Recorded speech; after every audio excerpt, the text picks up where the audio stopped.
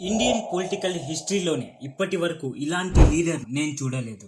అతడి పేరే power star Pawan Kalyan గారు. ఈయన ఏపీ పాలిటిక్స్ లో ఒక బ్లాక్ బస్టర్ హిట్ చేసేశారు. ఎప్పుడైతే 2024 ఎలక్షన్ రిజల్ట్స్ వచ్చాయో అప్పటి నుంచి కాశ్మీర్ నుంచి కన్యాకుమారి వరకు ఈయన పేరే వినపడుతుంది. ఎందుకంటే 2024 లో జరిగిన ఎలక్షన్స్ గెలిచి ఇండియన్ పాలిటిక్స్ లోనే ఒక రికార్డ్ ను క్రియేట్ చేశారు. పవన్ కళ్యాణ్ గారు 2014 నుంచి పాలిటిక్స్ లో ఉన్నారు. కానీ 2024 ఎలక్షన్స్ లో అసలు ఏం జరిగింది? కేంద్ర రాజకీయాల నుంచి రాష్ట్ర రాజకీయాల వరకు ఎక్కడ చూసినా పవన్ కళ్యాణ్ అనే పేరు వినపడుతుంది. ఈ స్టోరీ కేవలం ఒక్క రాత్రిలో మారింది. ఆ ఒక్క రాత్రి ఆంధ్రప్రదేశ్ పాలిటిక్స్ చరిత్రనే మార్చేసింది. 9 September 2023 Telugu Desam party national president Chandrababu గారిని స్కిల్ డెవలప్మెంట్ కేసులో పోలీసులు అరెస్ట్ చేశారు. దీంతో టీడీపీ కార్యకర్తలు బంద్కు పిలుపునిచ్చారు. ఏ గొడవ జరగకూడదని పోలీసులు రాష్ట్రం మొత్తం 144 సెక్షన్ అమలు చేశారు. ఆ టైంలో పవన్ కళ్యాణ్ గారు జన్వాణి కార్యక్రమంకి వెళ్తున్నారు. ఈ కార్యక్రమంలో ఆయన ప్రజల ప్రాబ్లమ్స్ ను సాల్వ్ చేశారు.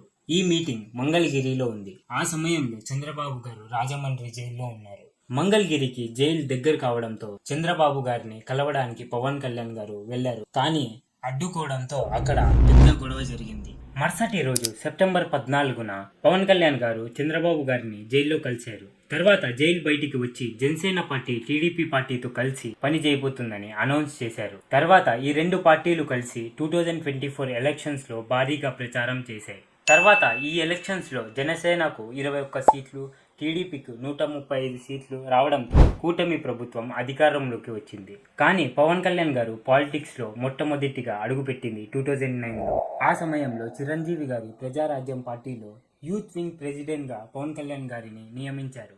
కానీ పవన్ కళ్యాణ్ గారు ఆ సమయంలో ఏ కాన్స్టిట్యుయెన్సీ నుంచి కూడా పోటీ చేయలేదు. 2009 ఎలక్షన్స్ లో ప్రజారాజ్యం పార్టీకి 18 సీట్లు వచ్చాయి. కానీ 2011లో చిరంజీవి గారు ప్రజారాజ్యం పార్టీను కాంగ్రెస్ లోకి కలిపేశారు. ఇలా చేయడం పవన్ కళ్యాణ్ కు నచ్చలేదు. దీంతో పాలిటిక్స్ కు దూరంగా వెళ్లిపోయారు. తర్వాత 2014లో మరొకసారి రాజకీయాల్లోకి వచ్చి సొంత పార్టీని స్థాపించారు. ఆ పార్టీ పేరే జనసేన. కానీ అప్పుడు ఏ ఒక్క కాన్స్టిట్యుయెన్సీ నుంచి కూడా పోటీ చేయలేదు. తర్వాత 2019 ఎలక్షన్స్ లో జనసేన పార్టీ 175 సీట్లకు పోటీ చేసింది.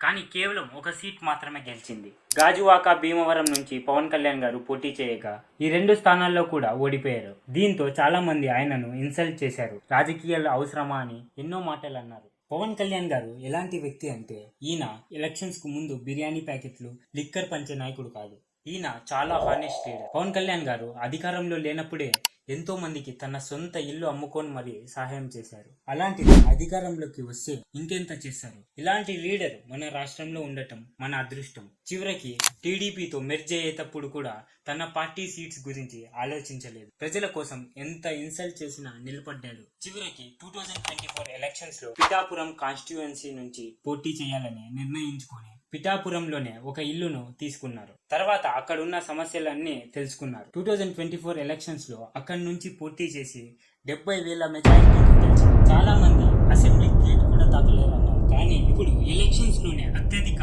స్ట్రైక్ రేట్ ఉన్న పార్టీగా జనసేన నిలిచింది. ఈ వీడియోపై మీ అభిప్రాయం ఏంటో కామెంట్లు తెలపండి.